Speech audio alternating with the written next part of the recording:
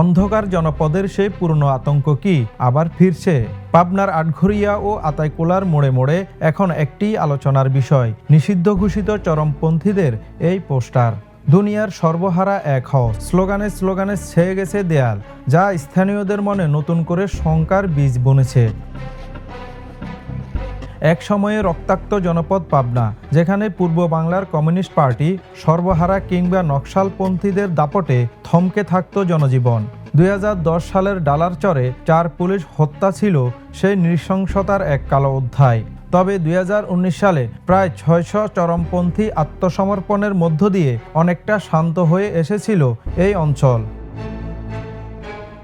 সকালবেলা আমি ঘুমোতে উঠে দেখে সব পড়তেছে, আবার এগুলি লাগাইতেছে, এতকালে ছিল না। আমার বাপ চাচার মধ্যে শুনে আইছি, দীর্ঘদিন এটার মুখোমুখি হয়েও নাই, এটা আমরা জানিও না। আতঙ্ক তো সবার ভিতরে কাজ করতেছে, তারপরে কেউ তার প্রকাশে বলতে পারতেছে না। পোস্টার লাগানো নিয়ে এলাকায় একটু আতঙ্ক হয়েছে।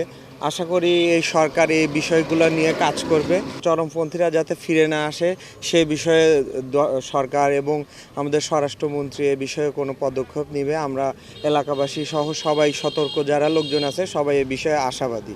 যারা একসময় অস্ত্র ছেড়ে স্বাভাবিক জীবনে ফিরেছিলেন, তারা বলছেন পেছনের অন্ধকার জীবনে আর পা বাড়াতে চান না তারা। আমি আমার যৌবন জীবন 20-25 বছর হারিয়ে ফেলেছি। এখন এই চরমপন্থী দল যারা পোস্টার যারা লাগাচ্ছে, এগুলা যারা করে, এটা যেন সরকার যার যথাযথ ব্যবস্থা নেয়, যাতে আমরা যারা সিলিন্ডার করছি আমরা খুব আরাম আয়েসে জীবনযাপন করছি, আমরা খুব ভালো আছি, এটা আমরা চাই না। আমরা এই পোস্টার চরমপন্থী দল আমরা আর করতেও চাই না। যারা করে তারা যেন সরকার এর একটা যথাযথ ব্যবস্থা নেয়। 15 বছর খুব কষ্ট করছি, এই 25 বছর ভুল পথে ছিলাম।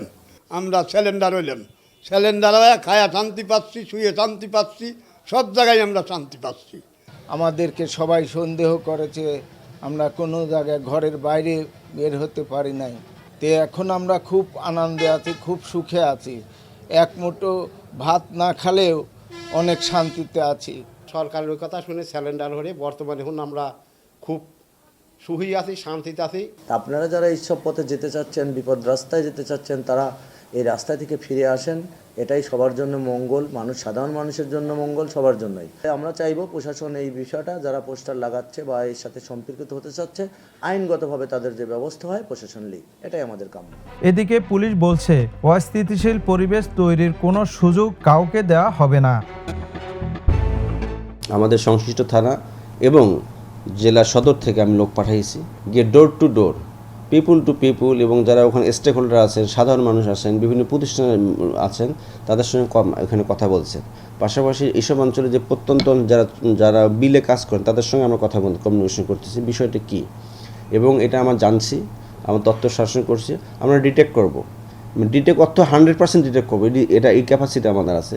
জনগণের কাছে যেটা বলতে চাই, আপনারা এটা অবশ্যই নিঃসংকোচ চিত্তে এটাকে আপনারা অ্যালাউ করবেন না, এই 100%। পাশাপাশি আমাদের সঙ্গে আপনারা একটু আপনাদের উৎকণ্ঠা বিষয়টা আমাদের জানাবেন, তাহলে আমরা এটা শুধু যেন ফেসবুকের চরমপন্থীর পোস্টালে আমাদের সীমাবদ্ধ না, আপনাদের উৎকণ্ঠ আমাদেরকে কাজে উজ্জীবিত করবে আর কি, এটা আমরা নিশ্চিত করব।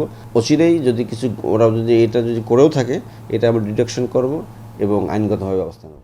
সাধারণ মানুষের দাবি, কোনো অপশক্তির কাছে যেন জিম্মি না হয় এই জনপদ। পাবনার শান্তি বজায় রাখতে গোয়েন্দা নজরদারি ও কঠোর পদক্ষেপের অপেক্ষায় এখন জেলাবাসী।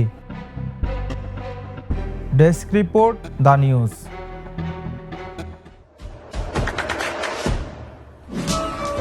দেশে দেশে সবার সাথে দ্য নিউজ।